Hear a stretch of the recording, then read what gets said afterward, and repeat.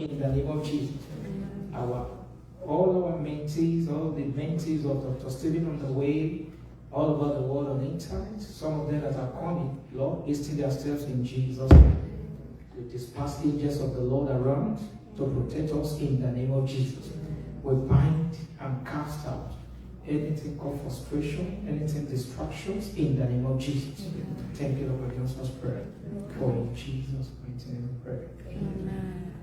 Thank you, sir. Please, can we give a round of applause? Thank you. Thank you. So, next item is going to be introduction of special dignitaries. Some of us came all the way from Surrey, Vancouver, Langley, Richmond, and some from Toronto. And I believe we have 3 people that came from Toronto here. Thank you for coming. And the rest that came within BC, thank you. You know, yesterday was Valentine's Day, and still had to sacrifice today for us. We do appreciate that. All right, so welcome every one of you once again to this event. And now we are moving to the next item, which is the introduction of the event. So I would ask, what do you think this event is all about? Why are you here? Why are you here? What do you think this event is all about? So basically, this event is all about Dr. Stephen Akintayo, and we are here to hear the story of a man who is determined, who through his track record has proven how much he has done, his commitment to his faith, to his personal life, and also to investment opportunities. And I'm sure that every one of us were going to leave this event transformed, renewed, and impacted. So moving on to the next agenda on our list is the audience engagement. Thank you. Personally, I have things I want to learn from this event. As you know, Vancouver is a very cold city. It's hard to learn things about investment. It's hard to get a mentor. So in life, a mentor takes a short time of your timeline and expand it. So I personally want to learn more about how Dr. Stephen started from one properties to multiple properties. I want to learn the concept of contentment and how to step out of the fear curriculum. And also personally, I know at this end of the event, there'll be more things for other people to take back. But I would like to ask anyone here, do you want a piece of paper to write down things you want to learn from this event? Generally, what would you like to learn from the event, please? Well, about wealth creation, understanding the economic environment and how to utilize it. Sorry? About wealth creation, then understanding the economic environment and how to utilize it. Thank you. That's very, very useful because in Vancouver it's hard to know how to create wealth down here. Or one more person to help out on what you want to learn. MC? No, it's pretty much like you said, it's how to create wealth in the city. Because I also know that there's this preconception that sometimes you have to save a lot of money before starting to invest. But I've learned that is actually not always the case. You actually have the right information, you can actually start without necessarily having a lot to save. So I'd actually like to know more tricks in depth about that. Thank you. That's why Dr. Stephen is here. He has a lot of secret recipe. Legal secret recipe. Okay. Nice to meet you. So we're just asking people randomly what do they want to learn from this event. I know you sacrificed your time to be here. So do you know what you want to learn from the event? No. Yeah, thanks. I'm looking forward to learn how to go into land banking, how to make money from it. And the other thing I want to learn from Dr. Stephen is how did he break into the US market? I'm into investment. I have quite a few property, but he has made a magic touch to the US market. That's very good. I'm very impressed. But thank you. It's what I'm looking to learn. Thank you. I like that. Okay, thank you. Thank you, everyone. Is there anybody from this slide that has something to learn from? Oh, cool. The smile says yes. For me, I want to be able to identify opportunities and how to take advantage of them. I'm also very interested in the US market, and I'm very curious to know how Dr. Stephen was able to, just like the person first said, how he was able to break into that market and how to take advantage of all the opportunities that we have around us. Thank you very much. I do like that. Okay, everyone. Before I get to the next page, I'd like my colleague to give you a brief overview of Dr. Stephen and all the questions and all the concerns you have. I promise you, Dr. Stephen is going to address them one after another.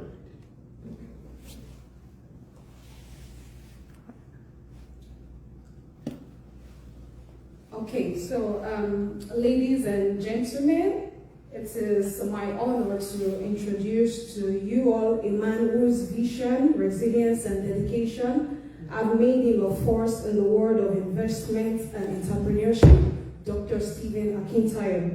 Through Shane's dedication, determination, and strategic thinking, he has built GTEX Global, a multinational company spanning real estate, digital marketing, investment consulting, and more. His expertise in wealth building has empowered countless individuals worldwide, making him a sought-after investment coach and mentor. Beyond business, Dr. Akintayo is a firm believer in impact, using his knowledge and resources to uplift others. With an impressive collection of books and hands-on experience, it continues to shape industries and transform lives.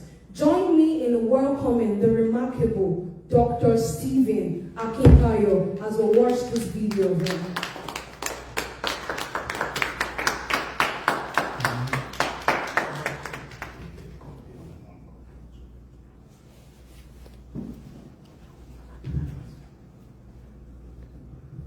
Stephen Akintayo is a globally renowned investment coach, real estate mogul, and philanthropist of African descent. He is the chairman of GTEX Holdings, which operates across the US, UK, Dubai, and Nigeria, with multiple subsidiaries. He is also the founder of the Stephen Akintayo Foundation, SAF. He's a member of the Forbes Business Council and a recipient of several prestigious awards, including the Forbes Best of Africa Leading Investment Coach and Real Estate Mogul by Forbes Best of Africa Award, 2023. Dr. Akintayo spearheads a $200 million expansion project in the U.S., solidifying his impact in global real estate.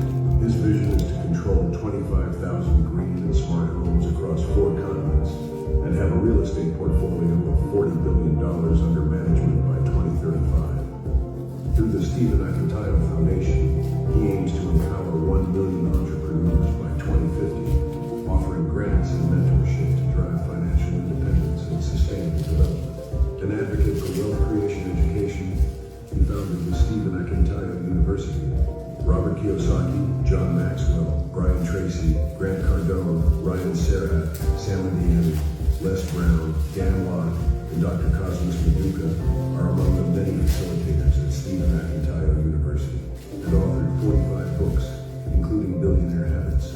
They are available on Amazon or visit store.stephenakintayo.com. He hosts investment chat with Rolls-Royce and other influential platforms, featuring global thought leaders.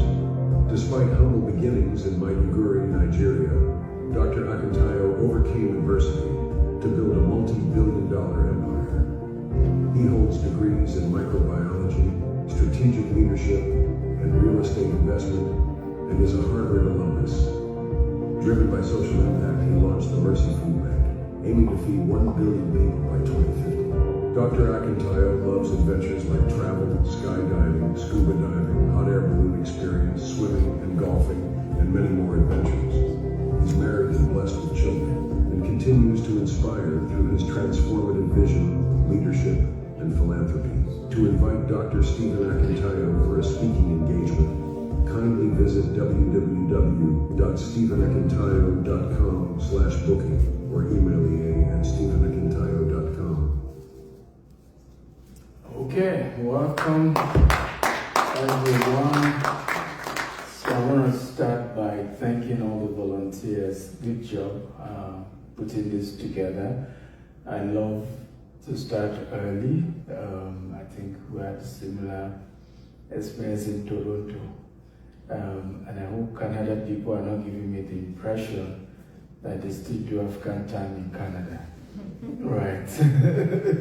Because when we started Toronto event too, that was how we were just few people in the room. By the time we were over, there was not enough seat to take everyone. So it means there's a culture that needs to be corrected amongst our people. But for coming early, clap for yourself, and if you can move forward and sit in the front seats, it's unfair for latecomers to come and sit in front. They don't deserve it. Alright, so please sit in front for those of you who are here. It's good to be in Vancouver. I'm really excited about Canada. It's another adventure and experience. I've been asked, am I trying to start a business here? Honestly, that's not the intention. Please sit in the first row, come forward. For me, at this moment, that is not the intention. And if you notice my trajectory, I don't expand in any country by starting business first. Every country I've expanded, I started by building relationship first. I was going to Dubai for like 3 years. I would do conferences, do meetings before we ever open our Dubai office. And I think that's also why it's easy to expand and succeed very well. I think I'm already answering the question you were asking. The same thing with US.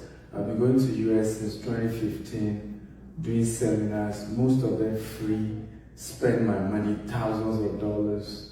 And so by the time we then say, okay, at this point there's an opportunity, let's start business in the US, it was easy. And I think it's a lesson for a lot of us who are ambitious about building businesses. Start from the place of impact. Start from the place of value. Start from the place of, what can I give? Let there be a taste. Because you would think that what people are buying from you is property. No. They're buying you. Am I making sense at all? I realized, for example, I didn't start with real estate. I started with bulk SMS and digital marketing. And even in those days, I remember people would come and buy our SMS unit and they would tell me, I don't need this, but I've gotten so much value from you that I just feel I needed to patronize you. Right? And I will buy it and maybe I'll need it in future. Am I making sense at all? So as an entrepreneur, that should be the mindset that I need to give value. I need to touch lives. At the end of the day, if I now put out a product, does that make sense at all? People will buy it because they've tasted, and the mindset is simple. If I can get this much value without paying this guy any money, okay? If I then pay, I think I will get a lot more value. I hope this makes sense at all. So I am of the opinion that it's important to build relationship. It's important to learn. It's important, and it's a thing our generation is struggling to understand. I remember a gentleman used a very dear friend of mine to convince me to have one of my mentors speak at his event. And truly, I sent the details to my mentor, and the reply was like, well, I'm not sure. This guy is into real estate, even though he said he wants me to speak at the conference. It's like he wants to use me to promote his real estate business, right? I didn't reply to him. I said, well, this was the reply. However, this is what you should have done to start with. Build a relationship. Have you attended the man's seminar before, where you get to meet him, introduce yourself? He said no. So you just watch him online, and people do the same to me. And then you want him to travel all the way to come and speak for you, what exactly is the need for him?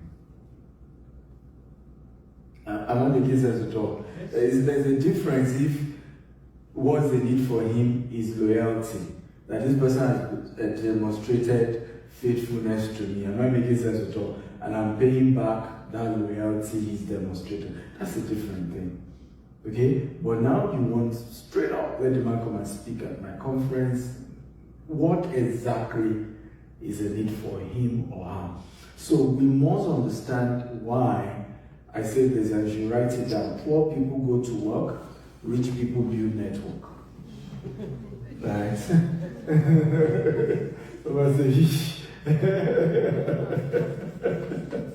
Now this is not to say don't go to work. I still go to work myself. Okay? We're just talking about prioritizing, right?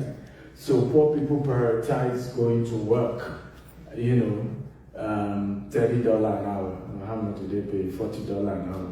How much? Right? But that's the priority for poor people. What's the priority for rich people? They what? Build network.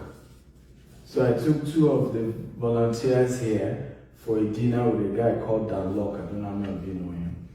You know Dan Locke. Are you aware he lives in this city? You are aware?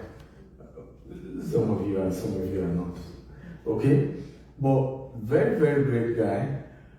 I mean, if you follow him on YouTube, he has a lot of beautiful content. He's also into real estate and a couple of other businesses. And I hope they cherish that experience. Where are they? Okay, you are there, you are there. Okay, I hope they cherish that experience, because that experience also helped them understand how rich people think. Particularly when people really have gotten to the apex. Or you didn't notice that? We right? did. I did. It begins to become reverse. So what is important to you, what you even think would be a bait or a yardstick for them to do anything, is even the reason why they will now not do it. Am I making sense at all? So for example, he's saying, I've spent all these years, I started business, according to he said, he started business very young, and he chased, and now he's built a lot of businesses. He has a lot for him, and now he just enjoyed martial arts, going on vacation for 2 months straight, only work 4 days a week and 4 hours a day. Right? The value just changed from chasing. Am I making sense at all? To something entirely different. I want to enjoy my life. I want to, do what makes me happy and all of that. Why am I mentioning this? They could now see how such a person also invested time for inviting me for that dinner, right? I requested for it. I've hosted him before, but then picked a restaurant. You've hosted us for the dinner. But what is he doing now? Because you don't get it twisted. That he said he now does vacation and all that. Don't get it twisted. This is what he prioritized more. And don't get it twisted. He's making more money now than when he was grinding, hustling, shouting. Are we getting it now? So it's just that the priorities begin to change. Now, am I asking you not to go to work? No, don't get it twisted, please. But we're saying which one is the priority? Are we learning at all? So you see a lot of Africans, they don't prioritize going for a seminar and learning about money. Yet when you ask them, what's your biggest problem? I won't make money, I won't blow. Okay, so the question is, how then will you blow if you don't go and sit down and learn from those who have what? Blown. Because advertising said that the definition of insanity is what? Doing the same thing over and over again, expecting what? A different result. Obviously, there's a method you are using that don't make sense. That's why you have not blown yet. If if that method that you use really work, you will have blown all this work. Am I making sense at all? Exactly. So there's a need to then review and say, something is wrong with my approach. I need to sit down with those who have done it and learn. And so today, I prioritize this, including in May, attending a course with Harvard University, another new course for 2 years. It's called the Founders, and Business and President and Owners Program. It's for founders, presidents, and owners. It's going to cost me $150,000. Okay?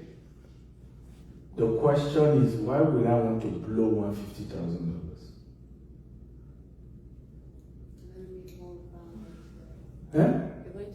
You're going to be able to network better because everything Beautiful. You getting it? Yeah, I said you're going to meet more founders, presidents, business owners. You got it. You got it. That's not an MBO. I'm not going for Harvard MBO. That's not a Harvard PhD. You see the difference? Huh? Somebody else is going to Harvard now for MBA, for the paper. You see where I'm going? Somebody else is going to Harvard for a program that allows him to meet, because I know anybody else who can afford to pay, foolish enough to pay the $150,000, either is definitely not a multi-millionaire, true of us, or the father is a multi-millionaire. Either way, I have access to them. Correct? Yeah. Either way, he or she sits on a multi-million dollar corporation. True of us. True. Right? I'm expanding my business in America. That's where I want to be. Next month, I'm off to another program by Grant Cardone, right? I was there last year as well. Another $25,000. Now, the $25,000 is what I paid for the class. That doesn't include my hotel, flights and all of that. What am I looking for? There's a cheaper ticket. Why am I paying the most expensive ticket? Network. Am I making sense at all? Because your wealth is a sum total of the quality of people you know. It's as simple as that. All this grammar and plenty English about building wealth. It all boils down to the quality of people you know. Am I making sense at all? I'll give you a practical example. For you to be an entrepreneur, let's say you're running a business, what are the critical elements of a great business? Give me critical elements. Come on, guys, talk to me. People you know. Okay, employees. Yes, what else? Products. Service. And they are the same product, service. Yeah, what else?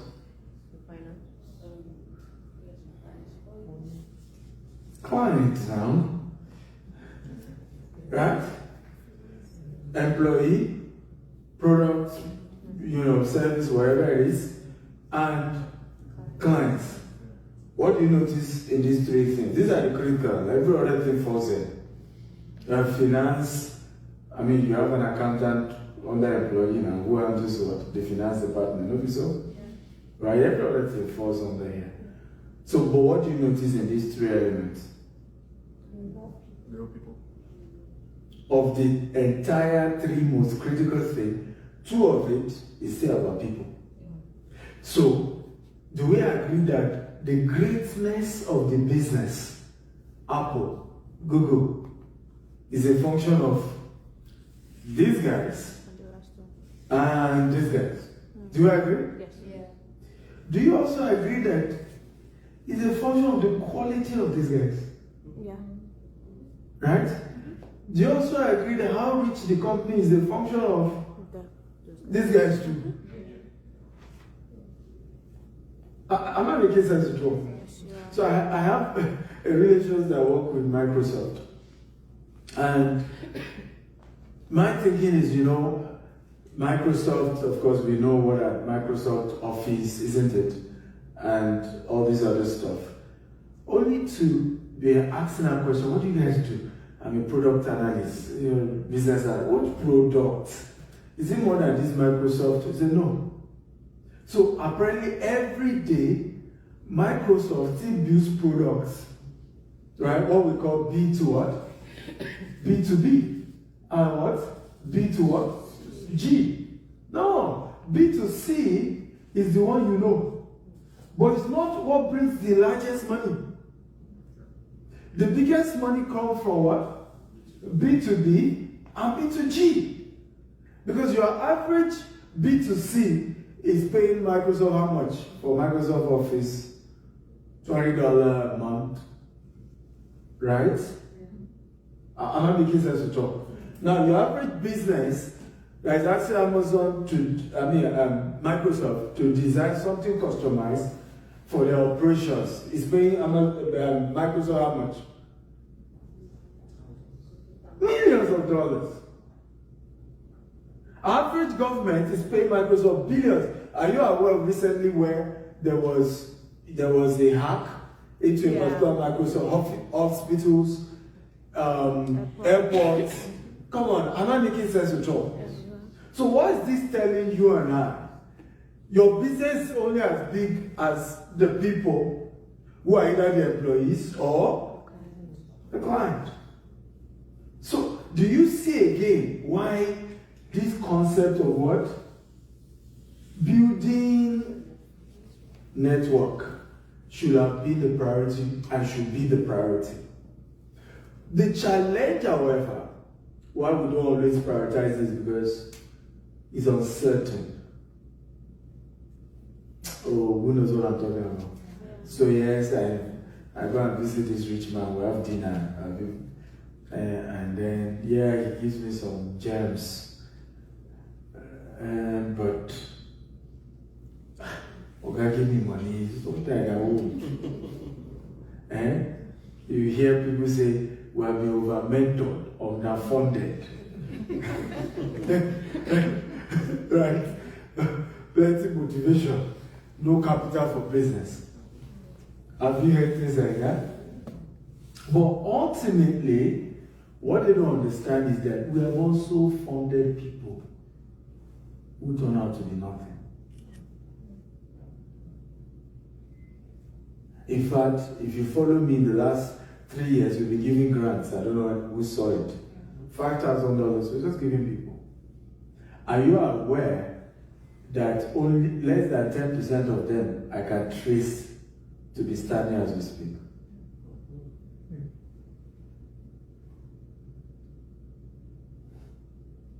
So, again, now what do you think I am blaming myself for reviewing that? Because I also needed that money. It wasn't like I have a lot I'm doing. I'm trying to raise money for my US projects.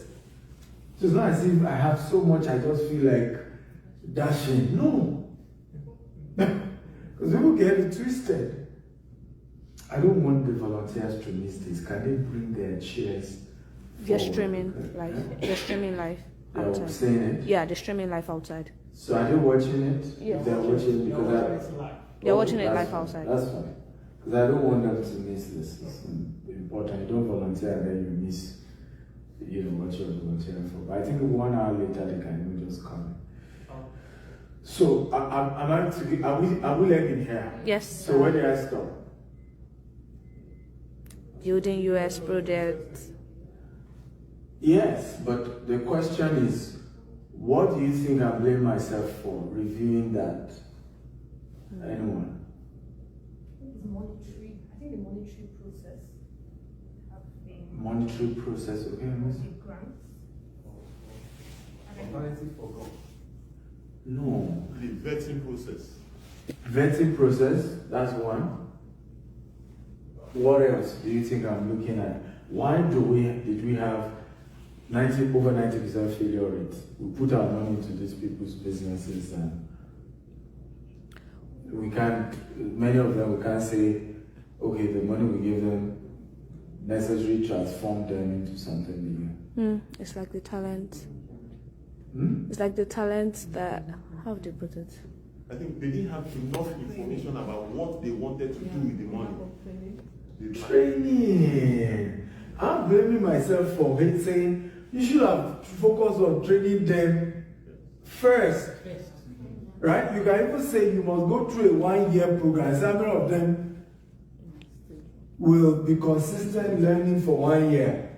And as we haven't give you all this training, because we overrate money in business. That's the problem.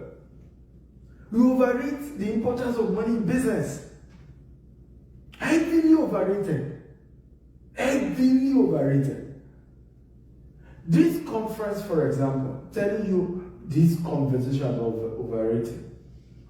I'm told that the first bill they got for this conference, all alone, was $8,000.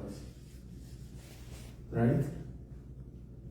Because of this quality of volunteers in Toronto, it eventually came down to what? 800, right? Toronto. I'm not sure what Toronto was. No, for this one. It came down. Less than 1,000. Right? It eventually came down to less than 1,000. Am I making sense at all? Now, as an entrepreneur, if you don't understand negotiation, we will give you that seed capital or whatever. You blow the thing. Right? 6 months down the line, you blame everybody else except yourself. You blame the economy, you blame the society, you blame the clientele you have. Everybody else is the problem, but not you. Are we learning at all? So the power of training and knowledge cannot be overemphasized. But all of it still boils down to people, quality of people, quality of relationship, quality of mentorship, quality of what you know, that ultimately determines how worthy you are. Is this helpful? Yes. Come on, is it helpful? Yes, it is. Are we together now? So poor people go to work or prioritize going to work. Rich people prioritize building network relationship. Because they know that by building quality relationship, they will ultimately make more money at the end of the day. Long term. More money. Where I come from, they have an adage, they said, you know, when you are chasing money and then you find honor, or another word, social capital, he said, will you not stop? Because when you get the money, what will you use it to get in the first place?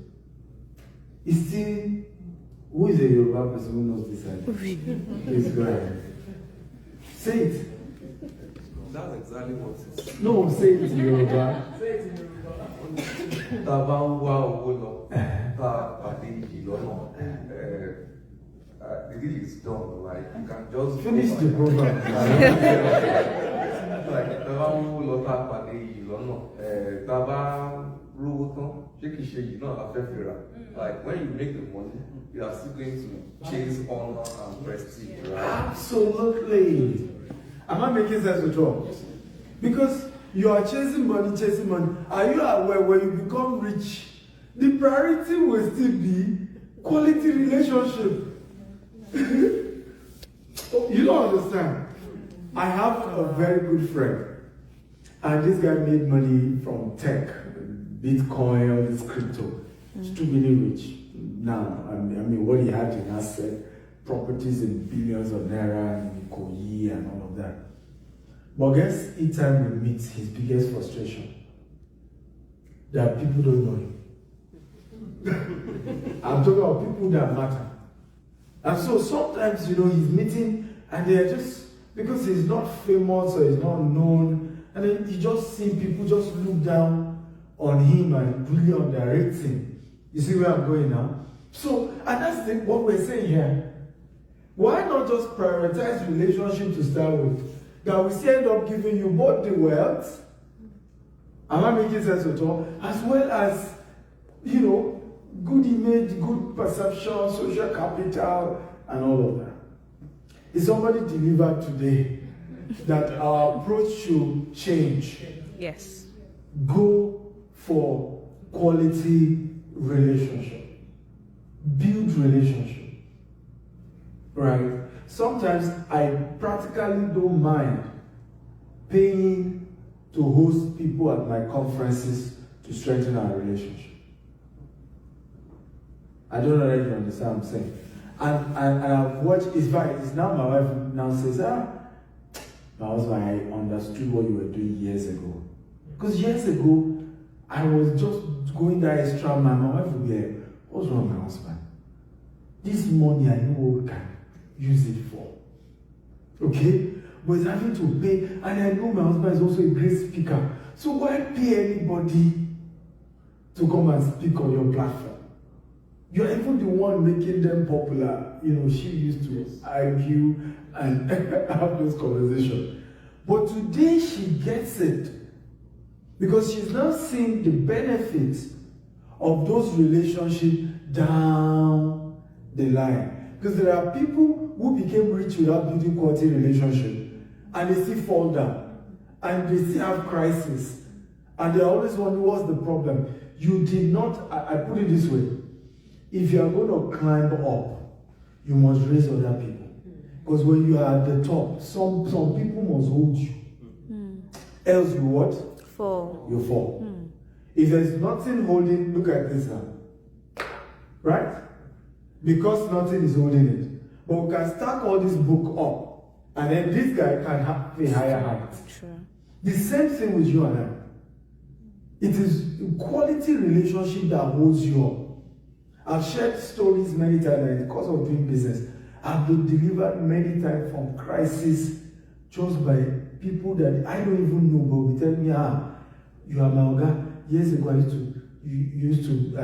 to be your client. I used to do more customer business at my side also. And I was using your company. Right? And I don't want you to see shame.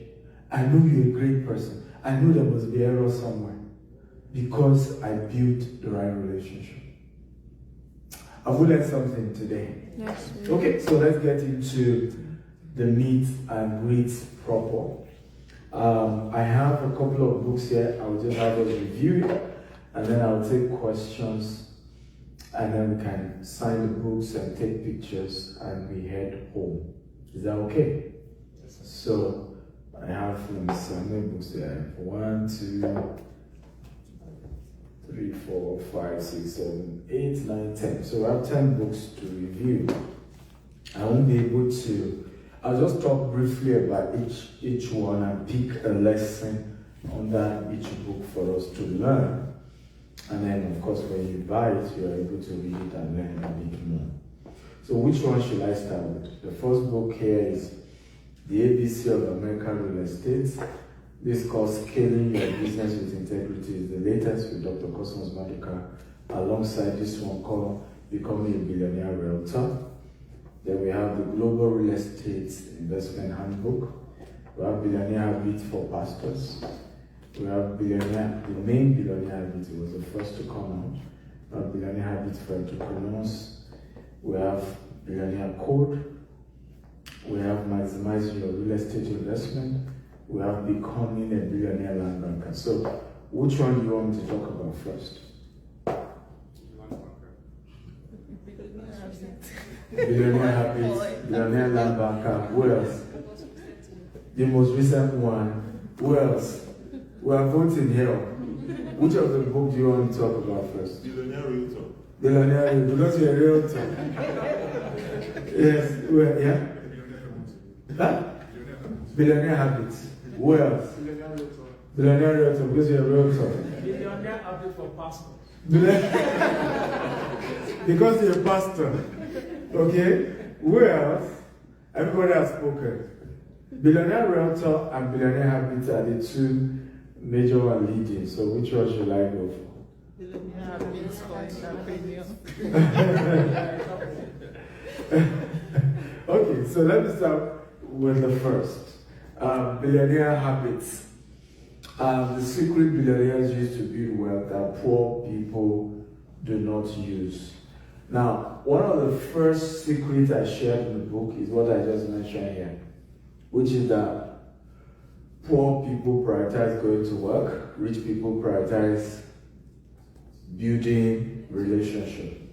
And a powerful code I shared in this book, let me just put it in here now, and if you can understand this code, I promise you wealth is guaranteed.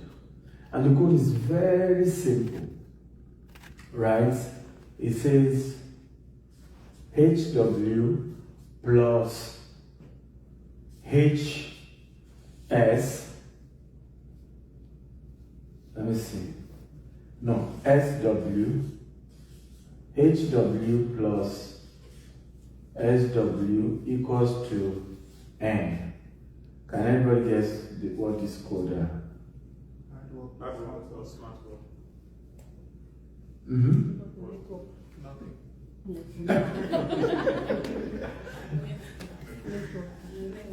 Okay, I have smart people in the room. Right? Hard work plus smart work. No. This code is wrong. So, this is HW plus SW plus N equals to B or S. So, who can read it?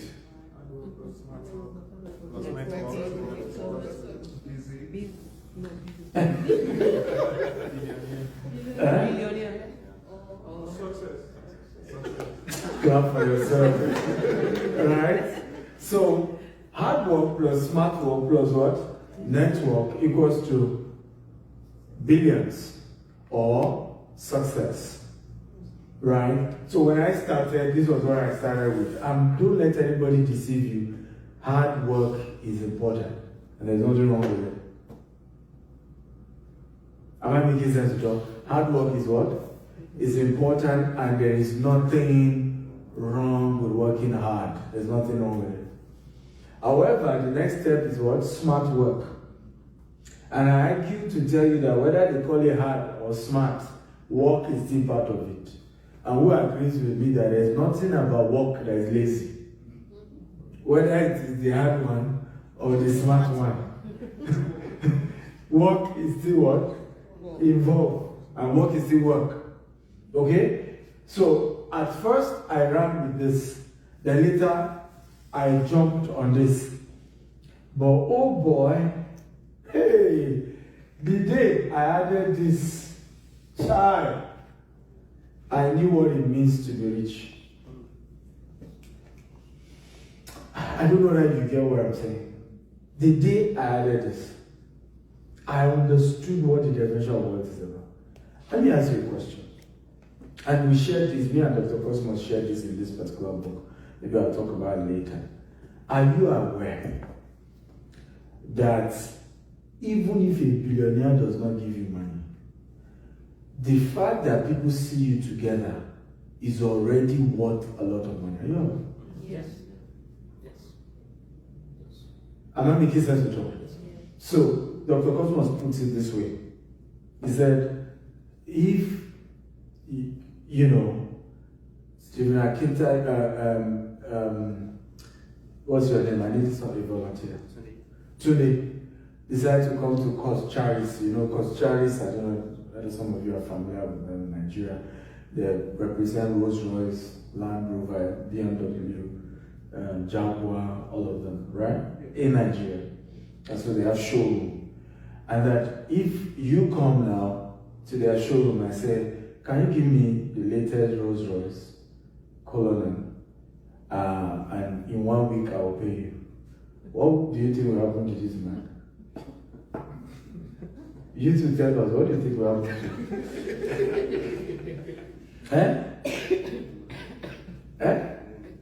They will chase you out of their showroom now. Right? You go to their showroom and say, give me Rolls Royce. I'll pay you 1 week's time. Would they not chase him out? But imagine the same person comes to their showroom and say, give me the same Rolls Royce. Right? And I will pay you back. And Dr. Stephen Akintayo is my guarantor. Or me, I put a call to Dr. Cosmos and say, I have Tunde in your showroom. He wants your colonel I can tell you he's a man of integrity. He has the money. He just wants, one thing or the other, but he will pay next week. Can they give him the Rolls Royce? Will they give him money? Yes. So he may not be credible to the Koschari's group, but he has credible relationships. And based on the credible relationship he has, are we together now? He is able to still get the value that credibility also would have given, that he may not even have. Are we learning here? Yes. So you see why I was sharing the billionaire habit. And if you read the book, you understand how when people argue, it's difficult to be rich. If you read this book, it's my bestseller anyway. Everybody has said a lot of great things about the book. Because it just opens you up to what has been missing about building wealth in your life. It just opens you up. Which is that mix hard work plus smart work plus what? Network. And watch yourself build success for yourself. Right? But if you only just focus on the hard work and the smart work, and you don't prioritize the place of the network, okay, then you frustrate your ability to build wealth. It makes sense at all. So, absolutely opportunities are there. But for those opportunities to work, you must what? Build quality relationship. Are we learning at all? Yes. So when it comes to wealth, it's very mental. It has nothing to do with, oftentimes I've seen people just think, I want to be wealthy, I want to be rich. But their mind and their mentality is very much about, I just need the money. I just need the money. I just want to patronize me. No. Start by enjoying quality relationship. So while you work hard, while you work smart, build good relationship. Right? Build good network. And I always tell people, and I shared it in the book, when building network, you need to build it across the various areas of your life, right? Family life. Okay? So you need to build, right? You need to build what? Network along what? Family life. Are we learning at all? Where in your family life, there's a lot that is being learned. Build network across what else? Huh? Career. Across what? Career. Build network across what else? Business. Huh? Business. Build network across what else? Friendship. What kind of friendship? Quality. I would say faith. Right? Or spirituality. Right? Because some people call it mental health, whatever you want to call it. There are certain friends. How many of you have been with certain friends and you experience Zen around them? Who knows what I'm talking about, right? They're just people that the relationship just give you peace, clarity, joy. Who knows what I'm talking about? And that's just what you get from them, right? So you need to network across all this value chain. Now, there is also networking social, like the person you go play golf with, right? Of course, those of you who are Nigerian, party. Do you guys party big here? You don't party in Canada? Not like that. Not like that. Not much, but Not much. There are a lot of parties. Now I see why a lot of you like to come back home. Because you miss the party, that take place in Africa. But you also need that. You need to have, network around your social life. Because you are a human being and you operate in 3 layers: spirit, soul, and what? And body. Am I making sense at all? And your soul comprises of your mind. And your social experiences are part of that, right? Social connections, opportunity to party and have fun and have a great time. So, in building wealth, you must understand that there has to be a balance between hard work, smart work, and what? And your network. Are we together? So, for me, I started my business with $10. Right, I started my business with about $10. And in 17 years, we're at 4 continents. And what has helped for me was understanding the importance of this that you're saying. Right? And like I said, it took me a while to add this part to it, the network part. It took me a while. And looking back today, one of the things I always say to myself is, I wish I started the network part of my life early. Does this make sense at all? I wish I what? I wish I started networking early. I really wish I started networking early. Because it's a lot easier, okay, to network, to invest in networking. You guys are distracting me. What's it for? What's the call for? The live video is going out the battery, so they are fixing it. The what? The live video, they need to fix the charger. Which live video is that? There's phone. My phone? Yes. Ah, okay. But they can use a power bank. Yes, they don't have power, but they are fixing the charger. I have a power bank here, so who's helping with that? I hope that will be long enough. Okay, because I love people just sitting down and too much movement. Because we're here for this, we're here to learn, isn't it?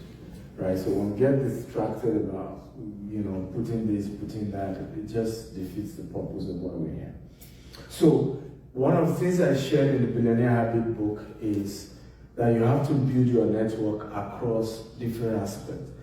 E.g., you have a job, and I ask this simple question: what's your career goal? I want to rise to the top of my career and my place of work. Now the question is, who has risen to their top in that place that is your friend? And many of us don't even prioritize things like this, because if you do, then the person is able to tell you, these were the things I did, right, to rise to the top of my career in this organization.